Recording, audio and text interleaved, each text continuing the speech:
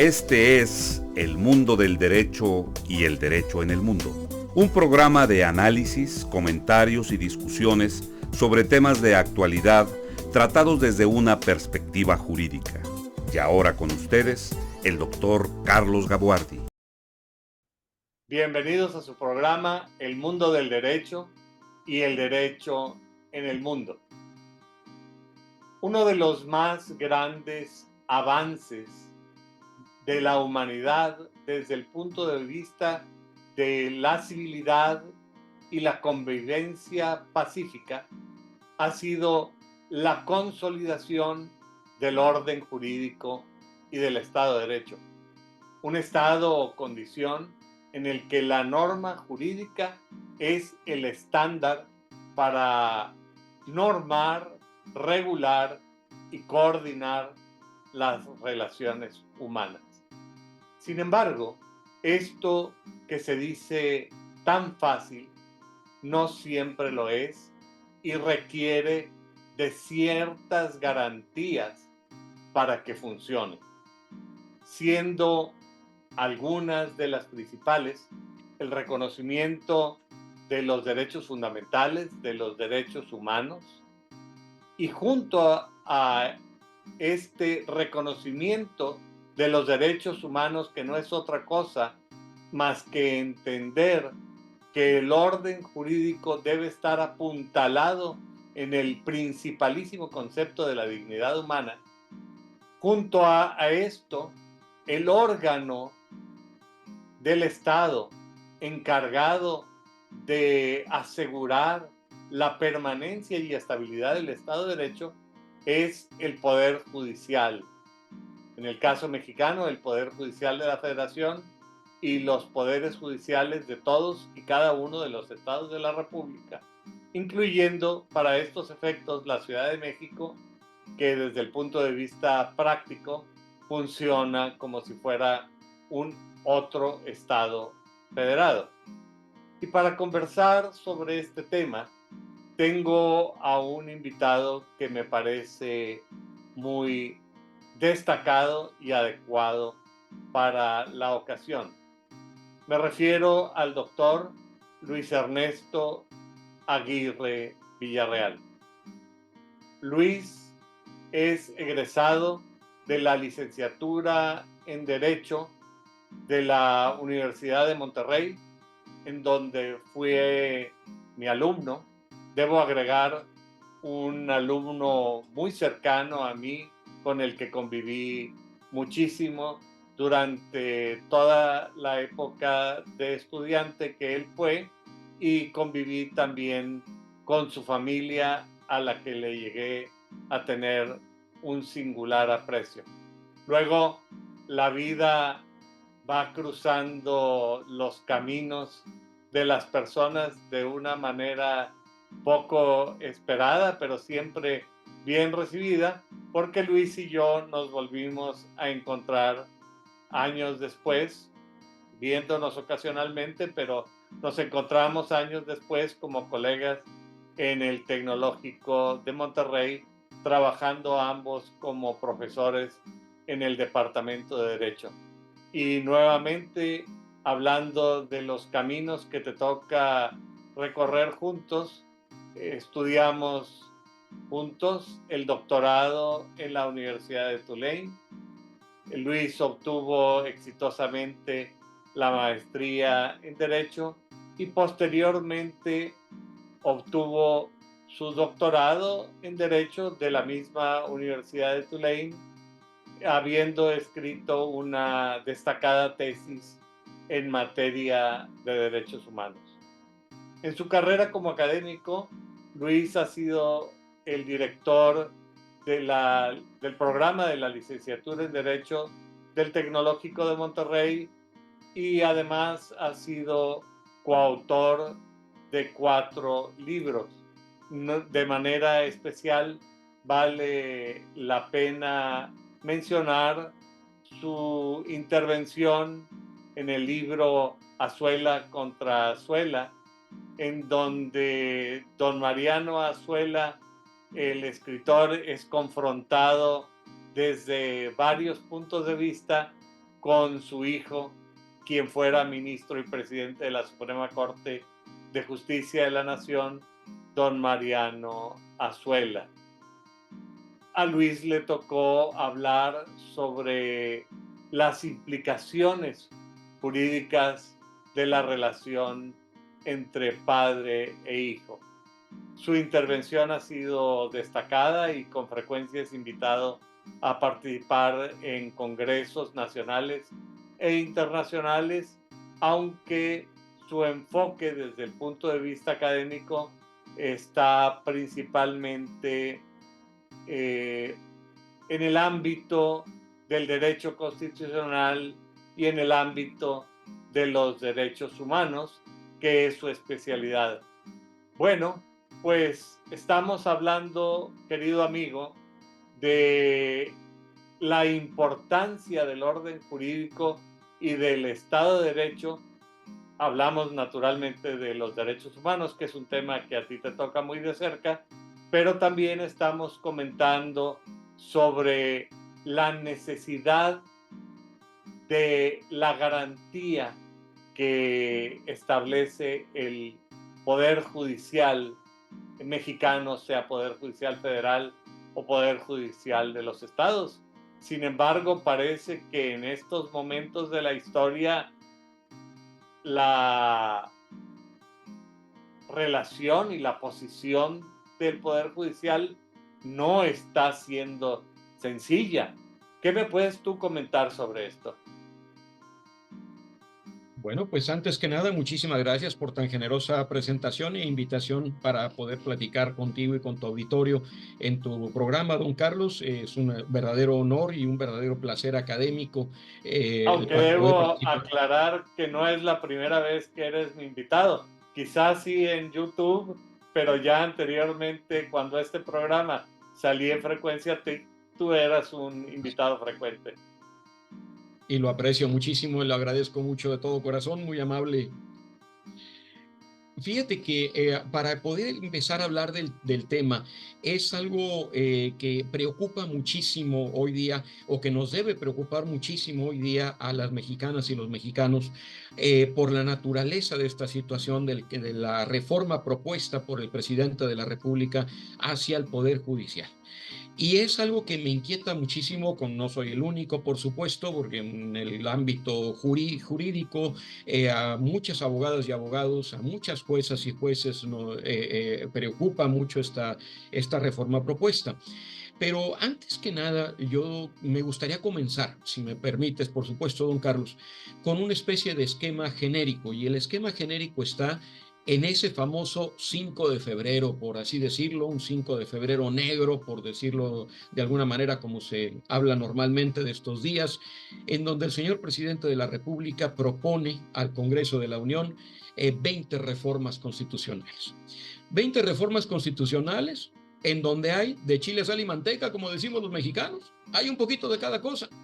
Y esta idea de las 20 reformas preocupa muchísimo, porque algunas reformas pareciera que no tuvieran ni pies ni cabeza. Claro, son muy loables y que estén en la Constitución, son muy loables que se propongan definitivamente, pero como que no tienen razón de ser ni de estar en una Constitución como tal, porque recordemos, una Constitución es lo que define a un país como tal. Me refiero, por ejemplo, a una de las reformas, en particular, la reforma en contra del maltrato animal, que por supuesto es muy loable. Claro, qué bueno que se reforme la Constitución en contra del maltrato animal. Pero me pregunto, ¿esto será materia de la Constitución? ¿Es lo que nos distingue a México en el mundo entero? ¿O será materia de leyes debajo de la Constitución? Estados Unidos, por ejemplo, tiene una gran trayectoria en materia de leyes contra el maltrato animal, pero no lo tienen en su Constitución. ¿Por qué razón, entonces, me pregunto como abogado, como experto en derecho constitucional, el presidente mandó 20 reformas, incluyendo la del maltrato animal, incluyendo la de los vapeadores, por ejemplo, prohibir los vapeadores en materia de salud? Claro, es muy bueno que la gente tengamos salud, pero llevar la prohibición de algo que se fume, específicamente los vapeadores, a la Constitución General de la República, pues pareciera un exceso literalmente de reformas. Y cuando comenzamos a tratar de ver el bosque completo, como se dice, nos dimos cuenta de algo muy delicado. A veces en los Estados Unidos se utiliza muchísimo en el litigio estratégico el inundar de documentación, por ejemplo, a la contraparte, para que la contraparte se pierda un poco cuando, en un juicio, quiero decir, cuando hay problemas muy serios en el juicio. Como en el caso de Estados Unidos, es muy importante una etapa procesal en donde las partes tienen que proveer de las pruebas que van a ofrecer en juicio a la contraparte, pues a veces ofrecen muchas cosas de más para que la contraparte se pierda un poco en un mar de papeles, en un mar de información. Bueno, pues hasta cierto punto eso nos hizo el presidente de la República, los mexicanos, al proponer 20 reformas. ¿Por qué lo digo? Porque dentro de todas estas reformas, algunas sin mayor evento como las que he mencionado, muy loables por supuesto, pero sin necesidad de que sea una reforma constitucional, están reformas muy delicadas. Por ejemplo, la reforma precisamente en materia política, digamos, el borrar del mapa al INE, como lo conocemos, al Instituto Nacional Electoral, y crear el llamado Instituto Nacional de Elecciones y Consultas. Y dentro de la creación del Instituto Nacional de Elecciones y Consultas, por supuesto, está la forma de creación del órgano principal de este instituto, que sería técnicamente nombrado, bueno, electo por supuesto, pero nombrado dentro de las propuestas de los electivos, de los elegibles, pues estarían los que el presidente quiere y los que el Congreso quiere, técnicamente hablando. Por lo tanto, pues los mexicanos podríamos elegir los miembros de este consejo, del consejo directivo de este instituto que determine las elecciones, pero por supuesto serían personas que estarían totalmente afines con el partido en el poder. Y esto es algo muy delicado. Además, hay por ahí una reforma muy delicada, por ejemplo, en materia penal, en donde se amplían los delitos de prisión preventiva oficiosa, como llamamos los mexicanos, esto en abierta oposición a la jurisprudencia internacional de la Corte Interamericana de Derechos Humanos, que ha dicho que los delitos de la prisión preventiva oficiosa son de mucho cuidado jurídicamente hablando porque involucran un prejuicio sobre el individuo. Además, muy delicado, amplían en materia penal, por ahí, en el caso de la reforma a la Guardia Nacional, le permiten a la Guardia Nacional, si es que pasa la reforma, por supuesto, la reforma de la Guardia Nacional dentro de las 20 reformas, que la Guardia Nacional se encargue ahora de la investigación de delitos. Cuidado, porque recordemos que la Guardia Nacional, dentro de las 20 reformas, está la posibilidad de que se reintegre al ejército. Por lo tanto, le vamos a dar en México, si es que estas dos reformas pasan, la posibilidad de que el ejército mexicano ahora investigue delitos. Cuidado, porque esto es lo que hacía Pinochet en Chile. Esto es muy delicado. Pero bueno, no estamos aquí para hablar de las 20 reformas. Estamos aquí para hablar de una de esas reformas que es muy delicada dentro de este marco tan delicado. Y esta Pero reforma antes de entrar a eso, a mí me parece sí, que es muy importante destacar esto que tú mencionas, de que se trata de un paquete que parece envolver y distraer del foco principal del problema y que en su mayor parte se trata de las llamadas normas impropiamente constitucionales, porque como tú apropiadamente lo señalas, la Constitución debe tener la estructura fundamental y los lineamientos básicos del funcionamiento y operación del Estado mexicano, cuando aquí tú estás mencionando una serie de cuestiones que por su propia naturaleza deberían permanecer dentro del contexto de la legislación secundaria, no así es. solamente por una cuestión de prurito en la técnica jurídico-constitucional, sino porque además son cuestiones que eventualmente pueden cambiar y que cuando tú tienes una ley secundaria o un reglamento es relativamente sencillo el proceso de cambiarlo en Por el contrario, cuando tú tienes una disposición constitucional, requieres un procedimiento especial y calificado. Pero si esto es Así el es. entorno que envuelve a la reforma principal, ¿cuál es la reforma principal desde tu punto de vista? Desde mi punto de vista particularmente, puedo estar equivocado, por supuesto, pero desde mi punto de vista particular, tres son las reformas principales que el presidente trató de distraer a través de todas estas 20 reformas. La primera, la reforma que mencioné en materia de elecciones, la creación de este Instituto Nacional de Elecciones y Consultas y la destrucción literalmente del INE como lo conocemos. Segundo, la reforma a la ley de la Guardia Nacional. Y tercero, justamente esta reforma del Poder Judicial. Esas son para un servidor las tres medulares que se trataron de esconder dentro de toda la cortina de humo de las 20. Y cuéntame, ¿cuáles son las implicaciones de estas reformas y en qué manera vienen planteadas? Y dentro de estas, que todas me parecen muy delicadas, la primera Bastante. porque equivale un retroceso a poner nuevamente el control de las elecciones en el sótano de gobernación, en Así donde es.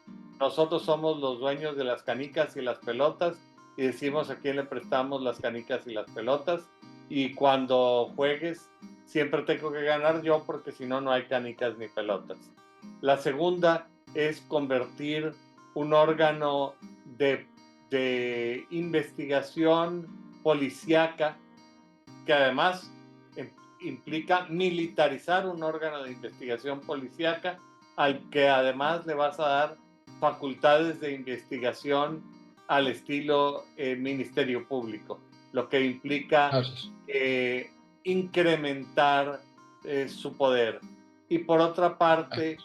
eh, la reforma integral al Poder Judicial de una manera nunca vista, que a mí me gustaría que tú desarrollaras estas primeras dos para finalmente poder concentrarnos en la cuestión de la reforma al Poder Judicial. De hecho, van concatenadas. Ahorita mencionabas, y esto es bien importante, no quería entrar en el tema, pero una de las partes importantes de la reforma penal, de la parte de la reforma propuesta en materia penal, está en darle al Ministerio Público, esperemos que no pase por el riesgo que esto significa, en darle al Ministerio Público la capacidad jurídica de dictaminar medidas cautelares. Actualmente las medidas cautelares solamente pueden ser dictaminadas por un juez o una jueza porque involucran privación de derechos.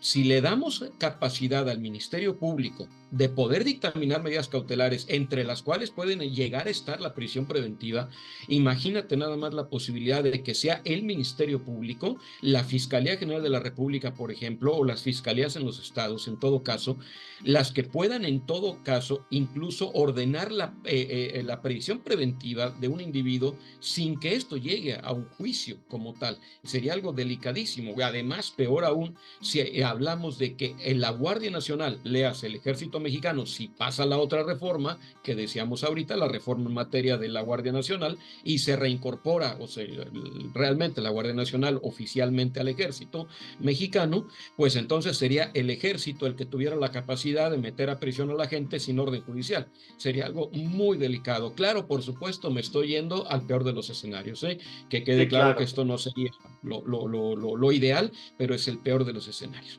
Sin embargo, si me permites para poder explicar esto con más calma e inclusive la propia crítica a la reforma del Instituto Nacional de Elecciones, como se le va a llamar, me gustaría precisamente poder comenzar por esta gran reforma al Poder Judicial. Y lo que preocupa de esta gran reforma al Poder Judicial, y menciono esto porque justo en la conformación del Poder Judicial es donde vamos a hacer la crítica a la reforma que se propone a la creación de este Instituto Nacional de Elecciones y Consultas. Por lo tanto, ahí pediría un voto de confianza porque ahorita lo trataríamos justamente porque es el mismo sistema de elección, el que se propone para los jueces que el que se propone para este Instituto Nacional de Elecciones y Consultas.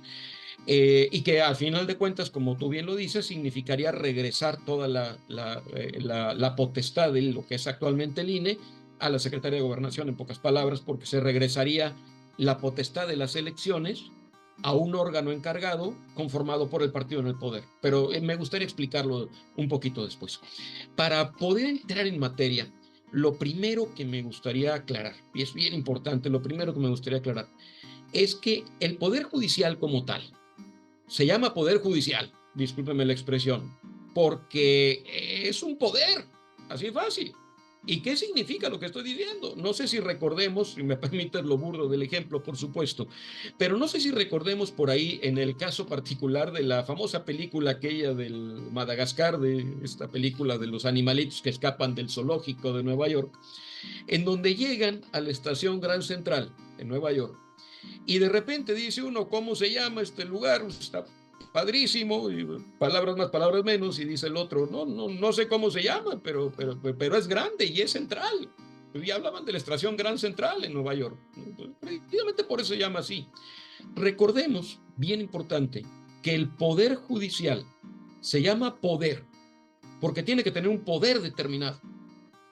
En otras palabras, el Poder Judicial no nació, recordemos, para dirimir controversias, es decir, para terminar problemas entre la gente. Los problemas entre la gente ya se solucionaban desde la época de Guillermo el Conquistador, desde mucho antes. Estoy hablando del año 1000 antes de Cristo, 1000 después de Cristo, perdón, discúlpeme, 1000 después de Cristo, cuando Guillermo el Conquistador cruza el canal de la Mancha. Pero los problemas jurídicos de la gente los solucionaban los ministros de justicia del rey o de la reina generalmente. Y estos ministros de justicia del rey o de la reina precisamente traían justicia a la gente porque decidían en materia de justicia. La justicia es elemental. La justicia viene tatuada en nuestro ADN. Hay muchos estudios sobre justicia. En este momento no es la idea de ahondar en una clase sobre justicia, pero me gustaría recordar la famosa frase, aquella de Voltaire en particular, o atribuida a Voltaire, en el sentido de que la justicia es como la luz. No sabremos en qué consiste, pero definitivamente notamos ausencia. No sabremos en qué consiste, pero sabemos cuándo hay luz y cuándo no. Bueno, pues así de fácil, la justicia es lo que conocemos, que sabemos que existe en nuestro fuero interno. Antes de la creación del Poder Judicial como tal, se solucionaban los problemas entre la gente y la gente quedaba tranquila porque sabía que había justicia. Por eso los ministros de justicia de los reyes se llamaban así, ministros de justicia, porque administraban justicia. ¿Cuándo nace un Poder Judicial? Cuando necesitamos que se solucione algo muy particular, que es el poder excesivo del gobernante. Me explico. Antes de 1787 en particular, había reyes, reinas. ¿Y quién ponía al rey o a la reina? Pues tradicionalmente Dios, era la mentalidad de la época. Y si Dios puso al rey o a la reina, pues Dios no se puede equivocar, tiene que poner una persona justa. Por lo tanto, antes de esas épocas, pues el rey no se podía equivocar, era la mentalidad popular. Entonces yo no podía demandar al rey porque el rey nunca podía tomar una decisión injusta, era la mentalidad popular. Pero ¿qué pasa en 1787? Viene la primer constitución del mundo, escrita al menos, que determina la creación de un poder judicial. Es la Constitución de los Estados Unidos de América. Recordemos que en los Estados Unidos de América justamente se llama Estados Unidos de América porque las 13 colonias se conforman en estados independientes cuando se independizan de Gran Bretaña, del Reino Unido. Y estas 13 colonias se unen, pero no tienen un rey, tienen un presidente por primera ocasión. Y el presidente no es electo por Dios, el presidente es electo por ciudadanos y es un ciudadano. Entonces los estadounidenses, nacientes, estas 13 colonias, saben que necesitan a alguien que los proteja de un exceso de poder, porque los seres humanos podemos caer en un exceso de poder. Y por ello definen las 3 funciones de poder constitucionalmente. Recordemos que la Constitución estadounidense tiene 7 artículos, de los cuales 3 son los 3 poderes. El poder legislativo, que hace la ley, el poder ejecutivo, que ejecuta la ley, y el poder judicial, que obliga al ejecutivo a cumplir la ley. Esa es la razón de ser del poder judicial. poder inclusive al judicial. propio Poder Legislativo y eventualmente a todos los ciudadanos. Así es. Y por esa razón precisamente preocupa mucho la reforma propuesta por el presidente de la República. ¿Por qué? Por 4 puntos en concreto. Esta reforma, primero, si pasa como está, y esto es algo muy delicado, si pasa como está, realmente acabaría con el Poder Judicial. ¿Por qué? Porque esta reforma, primero, promueve que en realidad el Poder Judicial pierda la capacidad real que tiene de poder obligar al Poder Ejecutivo a no implementar leyes inconstitucionales. Fíjate la gravedad del asunto. Vamos a hablar ahorita y vamos a desglosar un poquito estos puntos. Pero el primer punto es muy delicado, porque le quita al Poder Judicial, en realidad, la capacidad de dictaminar que una ley inconstitucional no debe ser aplicada. Entonces, para empezar, le quita al Poder Judicial la capacidad de ser Poder Judicial. Segundo, promueve precisamente que una visión muy particular en donde el Poder Judicial tiene que definir ahora o tiene que tomar en cuenta en sus sentencias el interés público. Vamos a platicar de esto con más calma posteriormente, pero esto es muy delicado porque entonces los jueces, las juezas, ahora tendrían que tomar en cuenta el interés público para sentenciar. Y esto es algo muy delicado porque Es el que interés la público, pregunta recordemos, es, ¿qué es el interés público? lo que define el gobierno federal. Y eso es algo muy delicado, porque este punto en particular está literalmente encaminado, pareciera una dedicatoria al Tren Maya, pareciera una dedicatoria a Dos Bocas, en el sentido de que si un juez fallara, por ejemplo, con cuestiones de una ley ambiental en contra del Tren Maya, estaría decidiendo en contra del interés público que ha definido el presidente de la República y por lo tanto pondría en riesgo su chamba porque puede ser denunciado. Estoy hablando si la reforma pasa. Esto es algo muy delicado. Tercer punto, se habla justamente del proceso de elecciones de los jueces. Ahorita voy a hablar de ello con más calma. Y cuarto punto, que marca específicamente la politización que quiere dar el presidente de la República a este tema, porque habla del presupuesto de la Suprema Corte, es decir, particularmente del salario de los ministros. Pero eso lo voy a hablar con calma después. Sobre el primer punto, me gustaría desarrollar por la cuestión de tiempo el primer punto en particular, y es precisamente el quitarle al Poder Judicial la capacidad de dictaminar el hecho de que una ley que posiblemente sea inconstitucional no aplique, que es la función real del Poder Judicial. ¿Por qué lo digo?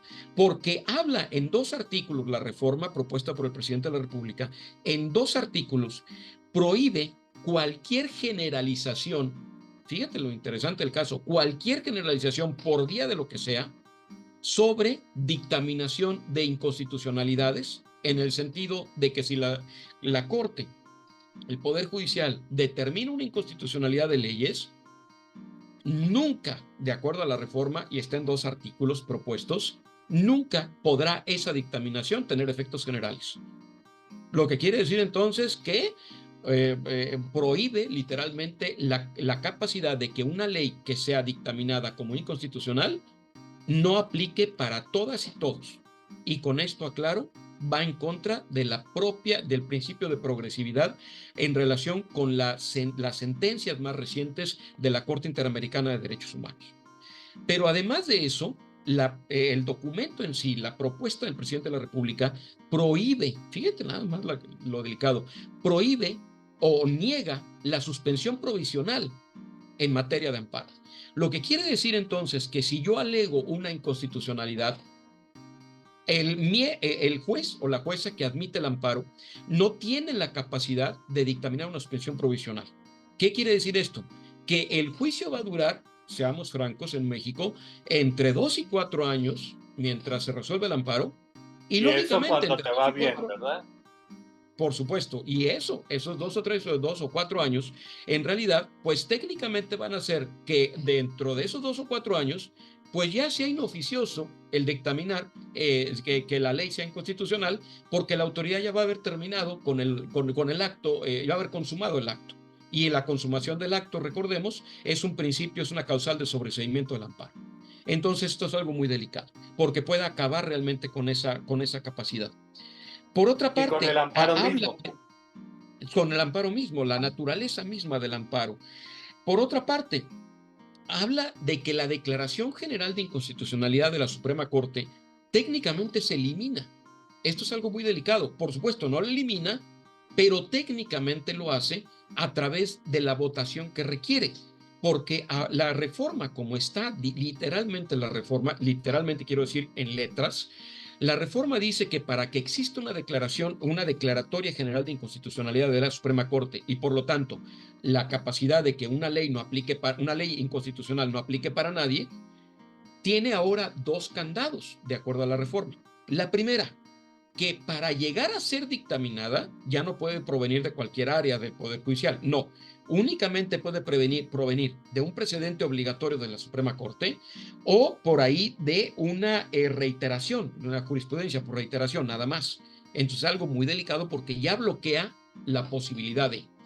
Pero además exige, fíjate lo interesante, técnicamente 8 votos de la Suprema Corte para que se dé la Declaratoria General de Inconstitucionalidad. 8 votos. El problema es que la propia reforma al Poder Judicial baja la Corte, si me permiten el término, disminuye la Corte a 9 personas, de las cuales por el unanimidad. ministro, técnicamente, porque recordemos que el ministro o la ministra presidente no votan más que cuando hay empate. Por lo tanto, en realidad, en la Corte, en la Suprema Corte, en pleno, votan 8 personas. Y si se requiere 8 de 8, entonces lo que está exigiendo el presidente de la República para que haya una declaratoria general de inconstitucionalidad es unanimidad de la Corte. Esto es técnicamente imposible que se dé. Entonces, en la práctica es algo muy delicado. Segundo punto, decíamos, por cuestión de tiempo, para no incomodar a tu auditorio por cuestión de tiempo, me gustaría adentrarnos en el inciso B que mencionamos, que es la problemática del interés público. Se añade hoy día en esta gran sopa de la reforma al Poder Judicial que los jueces, las juezas, tienen que tomar en cuenta el interés público a la hora de decidir. Y esto es algo muy delicado. ¿Por qué? Porque, como decimos los abogados, hay que leer la letra pequeña. Y la letra pequeña de la reforma judicial, por ahí en un artículo de manera muy pequeñita, casi entre comillas, no está entre comillas, pero casi por ahí, está lo siguiente. La creación del Tribunal de Disciplina Judicial, que es algo así muy similar al Tribunal de la Santa Inquisición de Torquemada, por así decirlo, de la España antigua. La creación de este Tribunal de Disciplina Judicial que propone el presidente de la República permite que un juez o jueza, un magistrado o magistrada, puedan ser denunciados ante ese tribunal si su decisión o sentencia va en contra del interés público. Cuidado. Eso quiere decir entonces lo que decía hace ratito a un servidor. Si un juez sentencia, por ejemplo, en el caso del Tren Maya, un freno a la obra ferroviaria, por ejemplo, sí, o en por el caso de leyes la energía ambientales, eléctrica, como sucedió hace algunos años, o por ejemplo, en la alguna otra CFE. cuestión que el presidente en su mañanera considera prioritaria y algún juez la estima inconstitucional esa acción, fácilmente puede ir a caer al Tribunal de Disciplina Administrativa. Es correcto que el de disciplina judicial, es correcto que el presidente de la República diga, esto es interés público, tú juez o juez estás fallando en contra del interés público, te voy a denunciar para que te quiten la chamba. E imagínate lo que esto significa en relación a lo que significa lo delicado del Poder Judicial. Pero además de esto, se habla de que dentro del análisis de la suspensión del acto reclamado, suponiendo que esto se pueda dar, debe introducirse ahora en los jueces el interés social. Punto importante, porque el interés social, pues, si me permiten la expresión, es como el hermanito del interés público. ¿Quién define el interés social?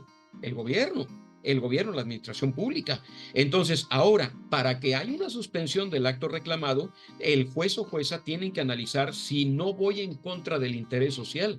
Esto quiere decir entonces que yo me puedo ver afectado, pero si el juez o jueza siente que su decisión de suspender o una obra determinada va en contra del interés social, entonces no la suspendería, sería algo muy delicado. Otra vez volvemos a que el Estado controle al ciudadano en forma completa. Pero no solo eso, en materia de derechos humanos hay algo muy delicado en la reforma misma. Dice la reforma que, en todo caso, el órgano de administración del Poder Judicial podrá concentrar, fíjate nada más lo grave, en uno o más órganos para conocer de violaciones graves a los derechos humanos. En otras palabras, que cuando hay violaciones graves a derechos humanos, se podrán crear órganos para analizar el caso, siempre y cuando, fíjate lo grave del asunto, siempre y cuando este órgano de administración lo decida en función del interés social y del orden público. Quiere decir que entonces, en México, los derechos humanos van a estar sujetos en orden de lo que el órgano de administración de la Suprema Corte considere de interés social y de orden público. Si esta reforma pasa, es casi el requiescat in pace de los derechos humanos en México. Pero además de esto, hay una situación muy delicada, otra vez insisto, por cuestiones de tiempo, lo hablo demasiado rápido, en relación al sistema que propone el presidente de la República para determinar a los jueces y a las juezas, magistradas y magistrados, el sistema de elecciones. El presidente de la República propone un sistema de elecciones para los jueces y las juezas federales. Bueno, dentro de este sistema es muy interesante explicar ciertos puntos. Pareciera muy loable el hecho de que todas y todos podamos elegir, como lo dice el presidente de la República abiertamente. Inclusive con su última ocurrencia, si me permites el término, porque no habría otro calificativo, de la famosa rifa, porque es un término coloquial, para hablar de la insaculación, como él lo llamaba de manera más oficial, para las candidaturas de los jueces y juezas. Pero bueno, sin entrar en el tema, diríamos directamente, ¿cómo elegir a los jueces? Algo que está en el fondo, como dicen las abuelitas, esos dichos mexicanos que tanto le gustan al presidente de la República. El problema, decimos los mexicanos, no está en los caminos principales, sino en los caminos secundarios, decíamos, que son los que llevan al infierno, dice el dicho. Bueno, ¿cómo elegir a los jueces y juezas? Nos dice el presidente de la República. Muy fácil. Primero, hay que tomar en cuenta que la elección no es abierta. Yo no puedo llegar a un órgano determinado como el famoso instituto de consultas que se pretende crear, de consultas electorales, sino que es el presidente de la República el que va a proponer hasta 10 candidatos por cada puesto. El Poder Legislativo que va a proponer hasta 10 candidatos en cada puesto. Y el Poder Judicial, claro, que a través de la Suprema Corte va a poder proponer hasta 10 candidatos para cada puesto. Quiere decir que para cada vacante de juez o magistrado, en momento dado, se van a poder proponer hasta 30 candidatos. Cuidado, esto es un foco rojo muy importante. Y lo menciono muy claro, ¿por qué? Porque de los 30 candidatos, donde los mexicanas, vamos a poder determinar una elección por cada puesto de juez o magistrado, juez o jueza, magistrado o magistrado. Realmente, 2/3 partes van a estar designados por el partido en el poder. ¿Y por qué me refiero al partido en el poder? Porque los va a designar o el presidente de la República, los candidatos o candidatas, o el Poder Legislativo, que está manejado hoy día por el partido en el poder. Y que muy probablemente seguirá manejado los próximos 3 años por el partido en el poder. Entonces, ¿a quién van a elegir como candidatos o candidatas? Pues evidentemente a personas que estén de acuerdo con el partido en el poder. Entonces, esto es algo muy delicado. ¿Por qué? Porque se está utilizando un esquema muy burdo para poder imponer jueces que estén familiarizados con la ideología del partido en el poder. Explico con más calma. Hoy día, los psicólogos infantiles proponen una técnica muy particular cuando los niños o niñas pequeños no quieren asumir alguna obligación determinada. Y le dicen a los papás, mire, dele al niño o a la niña la capacidad de elegir para que ese niño o niña tenga una capacidad de tomar una decisión sobre el hecho. Pero cuidado, no le abra la decisión completa. Dele capacidad de elegir sobre lo pequeñito, pero no sobre lo importante. Me explico. Por ejemplo, para ir a dormir. Mijito, mijita, son las 9 de la noche, hay que ir a dormir. ¿Qué prefieres, irte a dormir con tu pijama de Batman o irte a dormir con tu pijama de Superman? Irte a dormir con tu pijama de Rosita Presita o irte a dormir con tu pijama etcétera. Entonces la pregunta es, el niño o la niña, dicen los psicólogos infantiles, van a sentirse parte de la decisión porque toman la decisión de con qué pijama ir a dormir. Pero cuidado, no están tomando la decisión si se van a dormir o no, porque eso es una orden, nada más que es una orden encubierta. El niño o la niña no se dan cuenta de ello. En realidad, este sistema de elección tan especial está manejado de esta forma. El presidente va a proponer hasta 10 candidatos por puesto. La Cámara de Diputados y de Senadores van a proponer hasta 10 candidatos por puesto. Claro, el Poder Judicial va a proponer hasta 10, pero vamos a tener entonces los mexicanos, a la hora de decidir, la capacidad de decidir por un juez o una jueza, 2/3 partes de los candidatos van a ser candidatos que hayan sido propuestos por el presidente de la República o por el partido en el poder a través del Congreso. Esto es algo muy delicado. Y esta es la crítica al famoso Instituto Nacional de Consultas y de Elecciones. Que el sistema de elección de los miembros más importantes del Consejo de esta institución va a ser la misma. Por lo tanto, los miembros del Consejo Directivo de este Instituto Nacional de Consultas y Elecciones técnicamente van a ser miembros de Morena. Y esto es algo muy delicado, porque entonces vamos a poner las elecciones en manos de un partido político que sea hegemónico y que además tenga el respaldo del ejército mexicano. Y eso se llama dictadura en cualquier país del mundo. Esto es algo muy delicado. Si se llegara a realizar, claro, estoy hablando del peor de los escenarios. Pero además, en el manejo de las elecciones de los jueces, quiero decir algo muy importante: experiencia. ¿Qué experiencia tenemos en el mundo entero?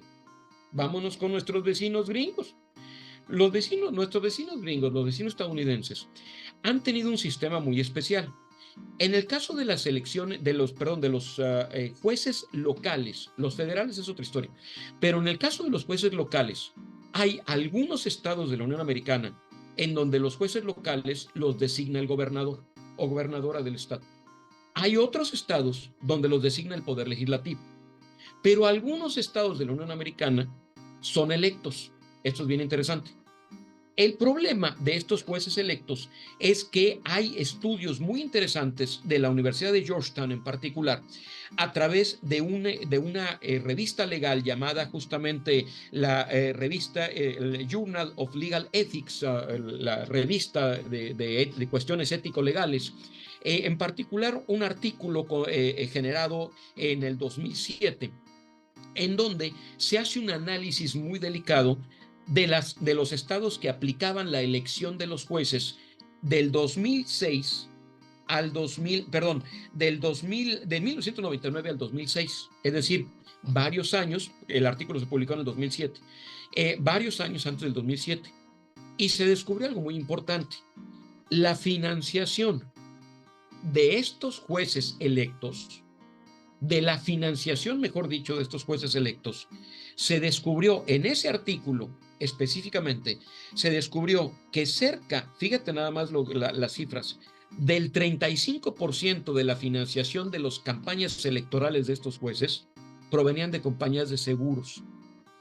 ¿Quiénes son los más demandados en Estados Unidos? Compañías de seguros. Cerca del 25% del ingreso de las que pagaban las campañas de los jueces provenía de despachos de abogados, despachos importantes, despachos corporativos. Por lo tanto, podemos... Sí, adelante, pero podemos ¿quién empezar... le van a dar la razón, verdad? El que me está financiando. Exactamente, que hay un compromiso muy delicado. Y aquí tenemos que tomar en cuenta que si en un país con tantos controles...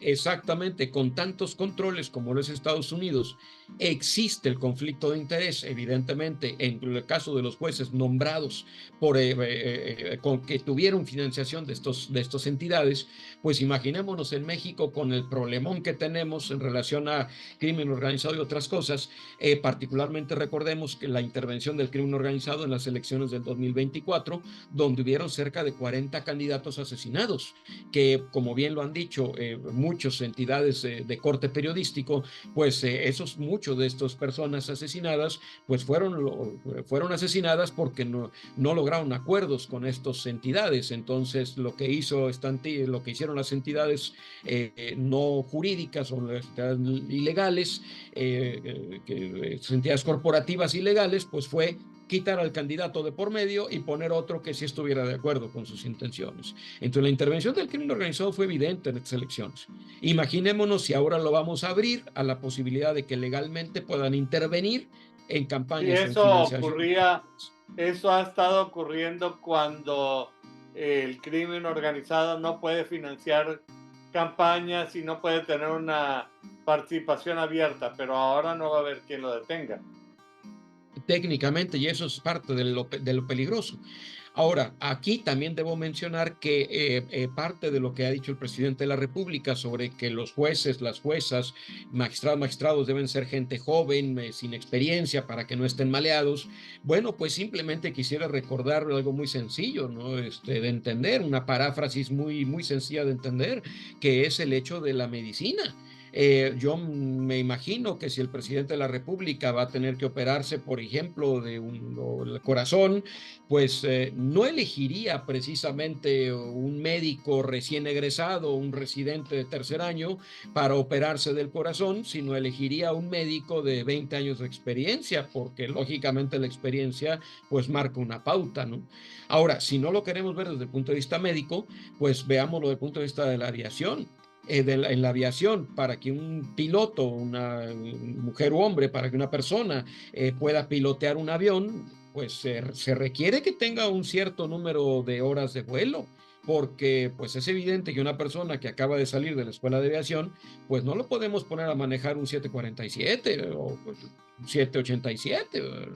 Tiene que tener horas de vuelo para poder manejar un avión grande por el número de vidas que lleva a bordo. Es decir, Entonces, claramente tú no puedes improvisar a los profesionistas que se dedican a las actividades fundamentales, la salud, la aviación, la así construcción.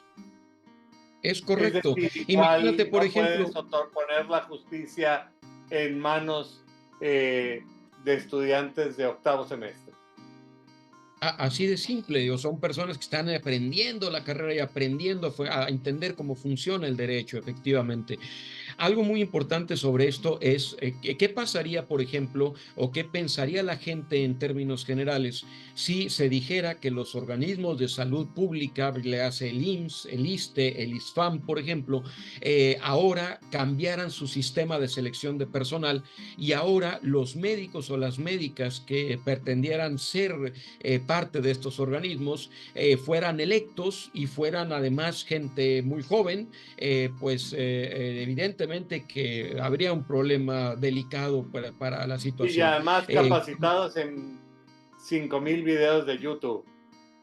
Y esto es algo demasiado delicado. Recordemos, ahorita que hablas sobre los videos de YouTube, la cantidad de videos que han habido, por ejemplo, sobre las entrevistas a personas propuestas para algunas magistraturas. Recuerdo hace poco un video que se generó como un megatrend a través de WhatsApp, precisamente, en donde a una persona que se estaba proponiendo para una magistratura le preguntaron sobre el control difuso. El control difuso, como lo sabemos los abogados, es algo muy delicado en materia de derechos humanos. La persona no pudo contestar qué era el control difuso.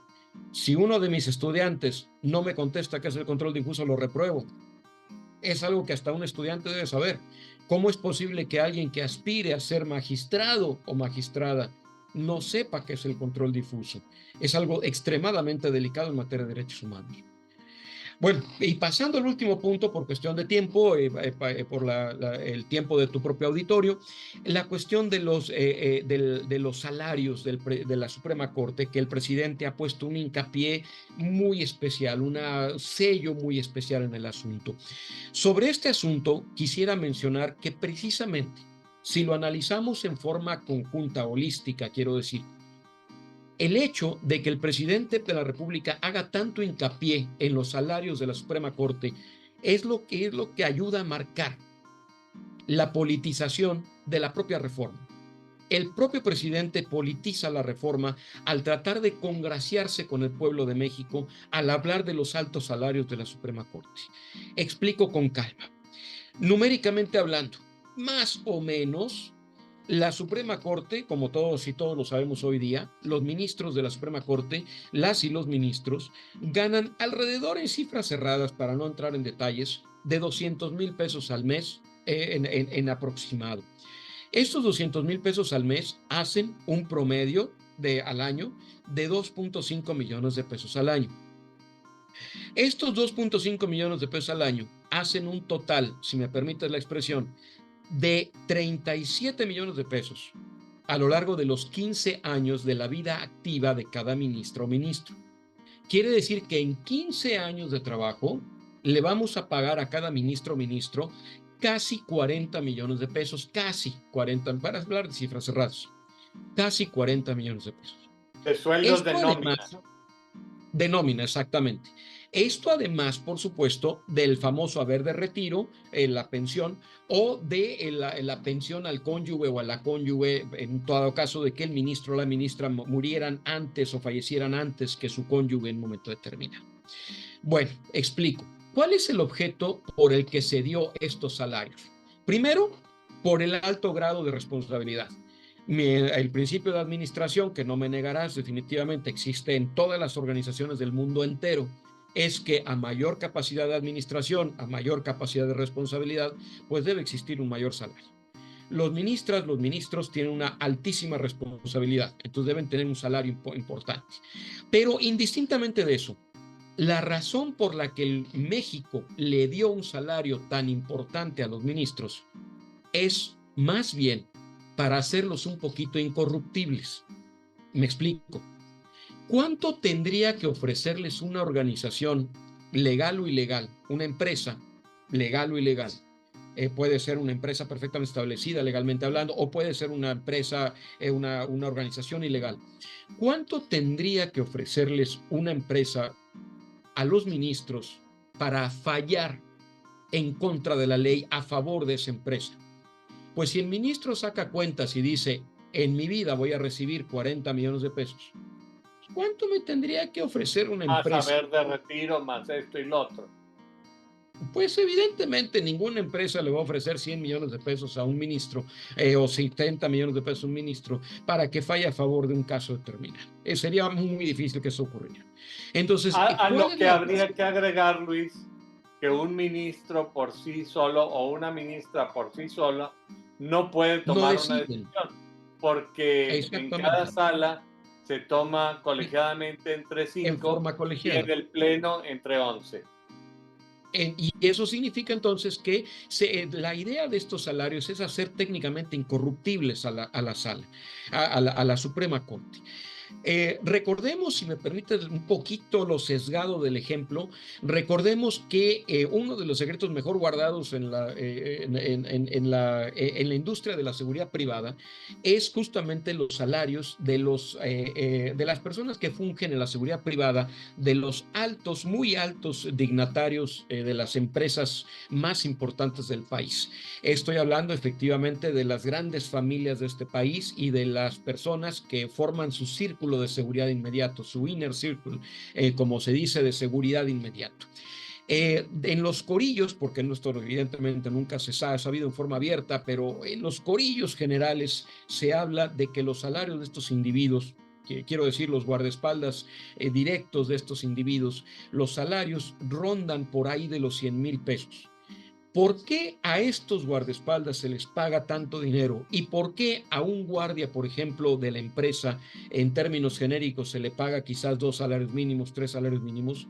Pues porque estas familias saben que de esos guardias depende su vida entera y depende su seguridad jurídica y su seguridad en general. Entonces saben que un guardia que está perfectamente apertrechado económicamente hablando va a ser muy difícil de que pueda hacerlo corruptible. Si me permites un poquito el ejemplo. Sesgado, por supuesto, pero por ahí vamos. Sin embargo, para regresar otra vez al asunto judicial, por cuestiones de tiempo decía, hablé ahorita de cantidades.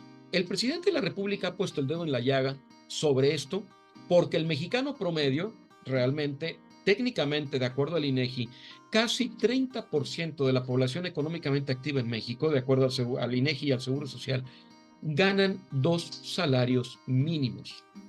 Cuando el presidente de la República voltea y dice, miren los de la Suprema Corte, ganan 200,000 pesos. Estamos hablando de 11 personas más los 7 del Consejo de la Judicatura, que en realidad son 6 porque el presidente del Consejo de la Judicatura y el presidente de la Suprema Corte son la misma persona. Entonces, en realidad estamos hablando de 16 personas en México con ese salario, dentro del Poder Judicial en general.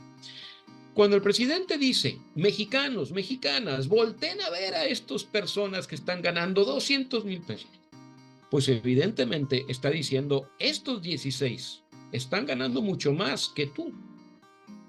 Pero el presidente de la República no saca cuentas en forma general de muchos otros tipos de gasto.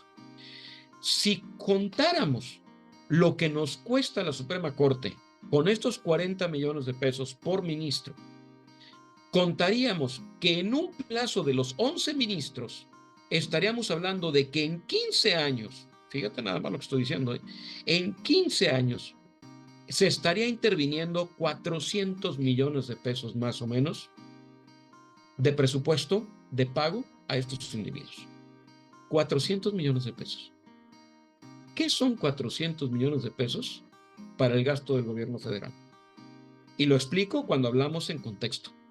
Simplemente en este año 2024, para que nos demos una idea, el gasto que el gobierno federal le dio a los partidos políticos solo en el ejercicio del 2024, es decir, solo en este año, de acuerdo a las cifras del INE específicamente, fue de 10,382 millones de pesos. 482 millones de pesos es lo que nos cuestan los 16 miembros de la Suprema Corte más el Consejo de la Judicatura en 15 años. Solamente en el 2024 se le dio del gobierno federal, es decir, del presupuesto del gobierno federal, 10,300 millones de pesos de participaciones a los partidos políticos para que los partidos políticos pudieran hacer lo que hacen. Solamente en el 2024. De los cuales, debo decir, porque también es importante, Morena se llevó 3,100 millones de pesos solo en el 2024. Es decir, solo en un año, Morena se llevó técnicamente 400, se llevó técnicamente 2, 3, 4, 5, 6 veces lo que nos cuesta la Suprema Corte en 15 años. Por lo tanto, cerca del 40% de la participación que le corresponde a todos los partidos. Y esto es algo muy delicado, efectivamente. Digo, los otros partidos no se quedan atrás, por supuesto, incluyendo el PRI, que le sigue de Morena, no tanto porque el PRI se llevó 1,900 millones de pesos, 1,900 millones de pesos solo en el 2024, nada más. El PAN por ahí, discúlpame, es al revés, perdón, 1,000 disculpas a tu auditorio. El PAN fue el que se llevó 1,900 millones, el PRI fueron 1,874, un poquito menos. Movimiento Ciudadano por ahí se llevó 1,024 millones, de acuerdo a las cifras del INE, del propio INE. Y finalmente, por ahí el Partido Verde, bueno, entre otros partidos, se llevó 900 millones de pesos. Con esto quiero decir, la reforma al Poder Judicial es muy delicada porque en realidad está proponiendo en la práctica acabar con el Poder Judicial, darle el RIP al Poder Judicial. Y aquí, por cuestión de tiempo, quiero, nuevamente repito, quiero cerrar con un corolario muy específico. Y es lo que pasó en el 2023 en Israel. Recordemos, y esto es bien importante, que el año pasado en Israel hubo la amenaza de una huelga general. Huelga general significa el Estado completo paró. La gente hizo parar al Estado. En Israel, el gobierno, Netanyahu en particular, propuso el cambio del poder judicial exactamente en la misma tesitura que en México. Lo que propuso Netanyahu en Israel fue exactamente las mismas dos cosas, fundamentalmente. Quitarle al Poder Judicial la capacidad de limitar las leyes que pudieran ser inconstitucionales. Y segundo, definir que los jueces pudieran ser electos por el gobierno. O que el gobierno pudiera intervenir, mejor dicho, en la elección de los jueces. Cuando los israelíes supieron estas dos cosas, fíjate lo interesante, en ese momento hubo una situación terrible en relación a lo que significó el paro en Israel. Israel hizo, insisto, un paro general en completo. Y de hecho, debo recordar que en Israel en particular existe la particularidad de el hecho de que Israel tiene un jefe de Estado y un jefe de gobierno. Y punto importante, debo decir también que el jefe de gobierno es Netanyahu, precisamente, fue el que propuso esta reforma, pero el jefe de Estado en Israel, ahorita permíteme por favor, aquí tengo el nombre, el jefe de Estado en Israel, de nombre Isaac Herzog, así como Silva Herzog en México, Isaac Herzog, que era el presidente de Israel, el jefe de Estado de Israel, dio esta declaración en ese momento. Fíjate nada más lo importante. El jefe de Estado dijo que esa propuesta de reforma era equivocada, brutal y socavaba nuestros fundamentos democráticos. Fue la declaración que reporta justamente, en particular, la BBC de Londres sobre el asunto de la reforma judicial propuesta en Israel. ¿Qué fue lo que pasó en Israel? Se suspendió la reforma. ¿Por qué? Porque el Estado completo estuvo a punto de parar. Lo que yo no entiendo de nosotros los mexicanos es por qué no paramos a México con esta situación. ¿Por qué? Porque si esta reforma pasa, realmente en el sentido en el que está, el Poder Judicial va a desaparecer.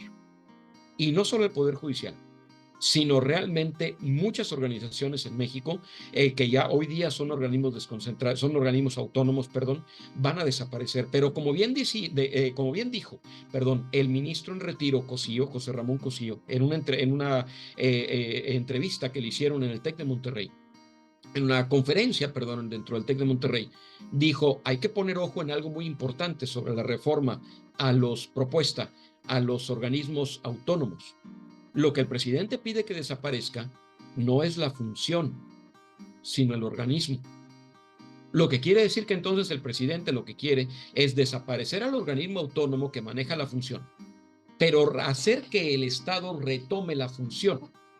Un poco, si me lo permites, como bien decías al inicio, el hecho de que las elecciones realmente, en la práctica quiero decir, regresen a gobernación. Por supuesto, las no de forma elecciones y la directa. impartición de justicia y la persecución de los delitos. Y los delitos.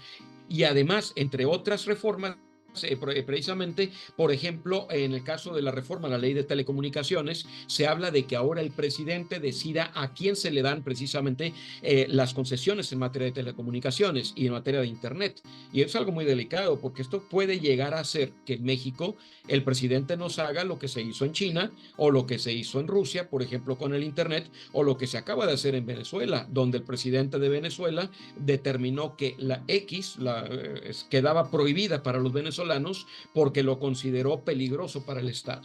Imagínense si el presidente de la República y no un organismo autónomo tuviera la capacidad de decidir qué empresas tienen derecho a actuar en Internet o a tener páginas de Internet o a tener sitios de Internet y cuáles no. Esto sería extremadamente delicado. Don Carlos, te agradezco muchísimo esta entrevista. Bueno, el interés del antes tiempo de tu auditorio. de que me agradezcas, vienen las preguntas donde se muestra el criterio del invitado. porque tú me Claro, has a tus hecho un órdenes. panorama muy completo y comprensivo de lo que implican estas reformas, pero yo quisiera preguntarte sobre tres cosas contextuales y a mí me gustaría oír tu opinión. Todas Claro que sí. estas reformas que se pretenden, tan delicadas, parecen estar inspiradas en un ánimo de revancha contra el Poder Judicial porque no lo Así es. dejaron hacer lo que él hubiera querido, porque le señalaron límites establecidos en la Constitución. En pocas palabras le dijeron, tú eres un servidor público, no el dueño de este país. En segundo lugar, Correcto. que esto está ocurriendo al cuarto para las 12, lo que los gringos le llaman el lame duck, que es algo que ha pasado en los Estados Unidos mismos, el famoso caso de Marbury contra Madison sugiere en unos nombramientos hechos a las 11:45 de la noche, aferrado al poder, tú quieres chupar hasta la última gota. Faltando un mes o dos para que el presidente termine, cuando debería estar cerrando, está tratando de reinventar el país, de reestructurar el país y en un descuido de destruir al país. Y en tercer lugar, se habla mucho de la figura del maximato, como que él quiere perpetuarse en el poder, la persona quiere perpetuarse en el poder y esto también implica a la nueva presidenta que parece que queda muy en entredicho. A mí me gustaría oír qué tú opinas. Bueno, pues precisamente lo primero que mencionas es algo muy delicado que ya incluso ha tenido una situación histórica porque ya ha sucedido, claro, no en México, sino en los Estados Unidos.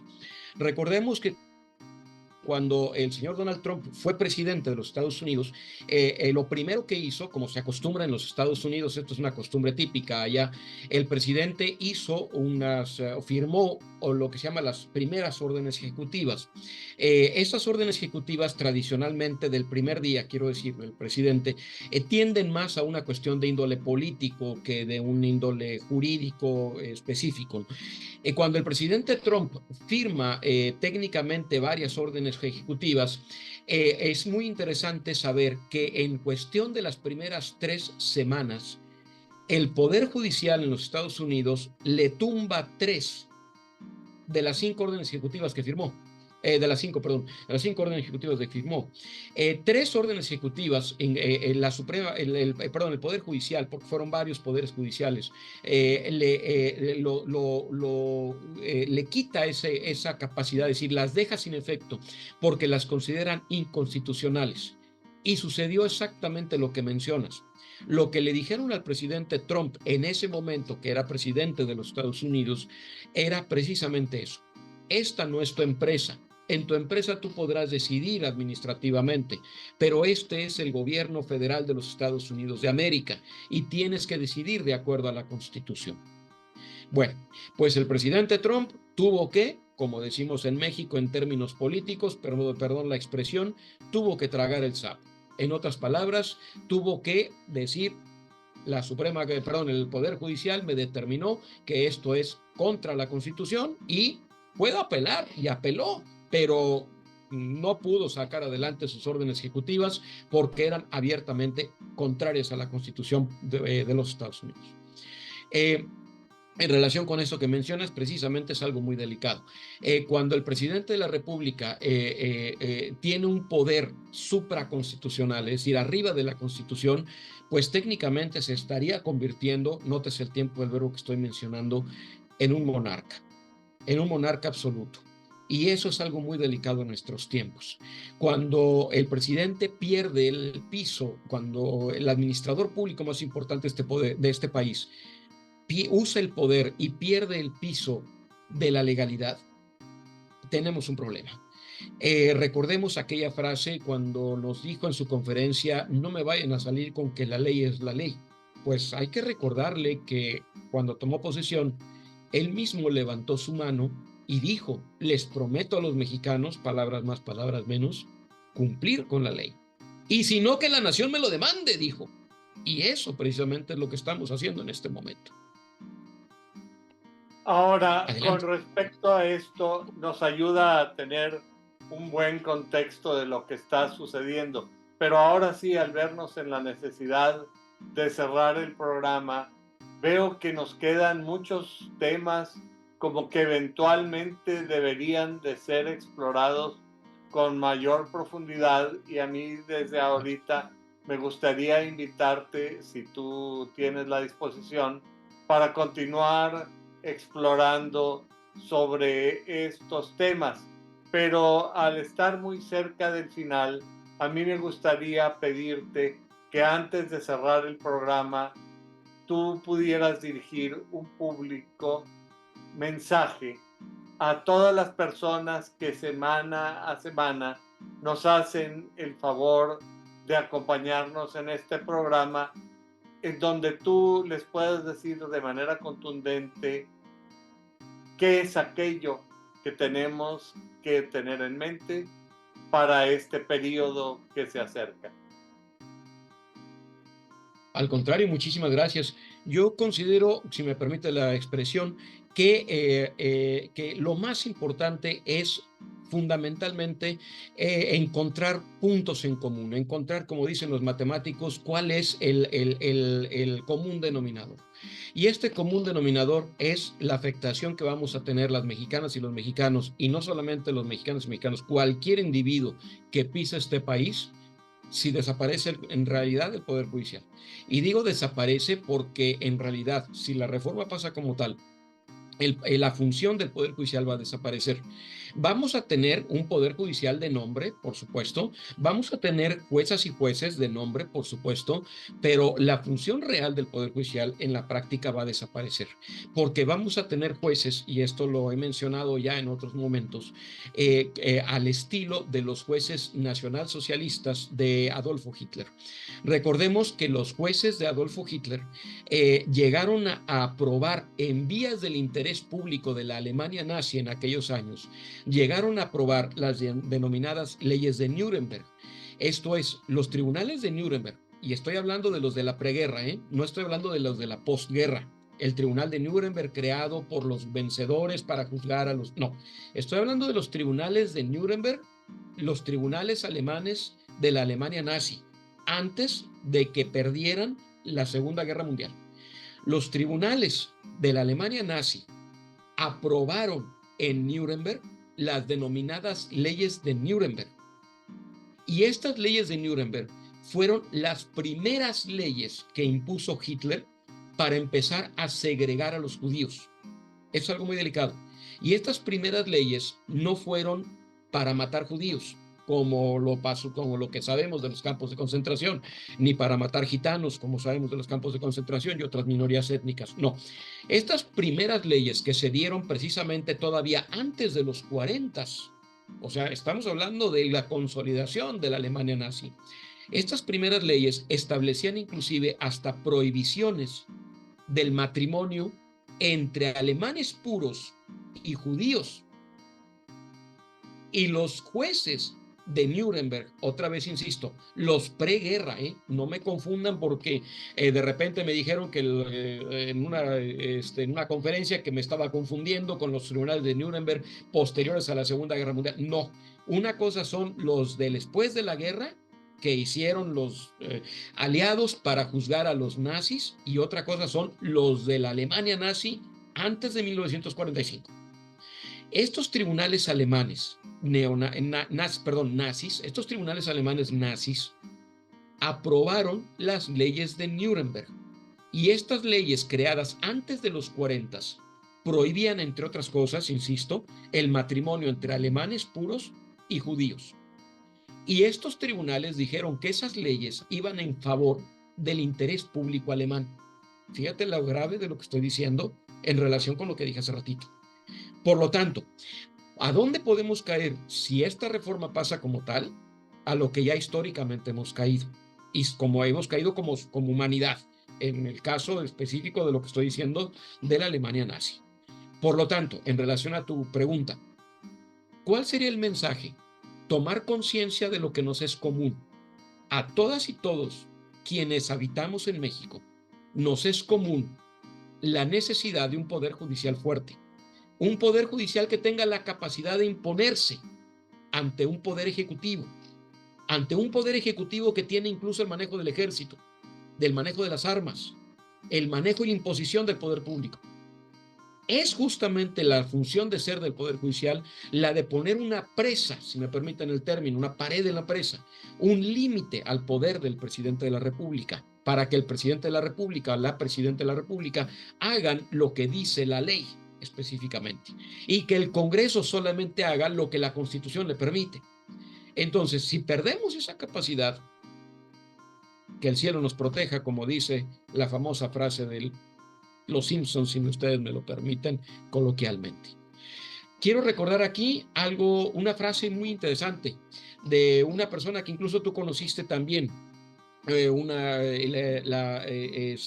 mujer de un colega también muy querido, Samuel Ramos, en la Universidad de Monterrey, un colega profesor. La mujer precisamente de él, su mujer es finlandesa, de nacimiento. Y ella decía o me comentaba en alguna ocasión, que uno de los grandes problemas que veía nosotros los mexicanos era la falta de conciencia de clase, la falta de conciencia social, en el sentido de que a veces los mexicanos perdemos la conciencia social, perdemos el entendimiento de lo que nos es común. Y cuando perdemos el conocimiento de lo que nos es común, perdemos la capacidad de defensa de lo que nos interesa a todas y todos. ¿Cuál es el mensaje a todas y todos nuestros escuchas que amablemente nos han escuchado durante todo este tiempo? ¿Cuál es el mensaje? Tenemos que despertar. Tenemos que despertar y tenemos que entender que esta reforma implica la muerte, el tiro de gracia al Poder Judicial. No se trata nada más de platicar. Se trata de expresar literalmente el repudio hacia esta reforma, del hacer saber al gobierno federal que no estamos de acuerdo con esta reforma, a través precisamente de hacer conocer a nuestras diputadas y diputados de esto, de hacer conocer al presidente de la República de esto, de hacer conocer a la futura presidente de estas situaciones y de, lógicamente, externar nuestra inconformidad a través incluso del derecho humano a la manifestación pública. Insisto, un poco al espejo de lo que pasó en Israel. Si lo hiciéramos, realmente habría una primavera mexicana. Y eso nos beneficiaría a todas y a todos. Ojalá así sea. Pues realmente es muy importante lo que tú nos estás comunicando, porque finalmente esta es la tierra que nos vio nacer, esta es la tierra en la que hemos crecido y esta es la tierra que habremos de heredar a nuestros hijos, a nuestros nietos y a las futuras generaciones. Agradezco al doctor Luis Aguirre Villarreal por su intervención y por la profundidad de sus conceptos e ideas, por su generosidad al compartirlas sin ninguna limitación.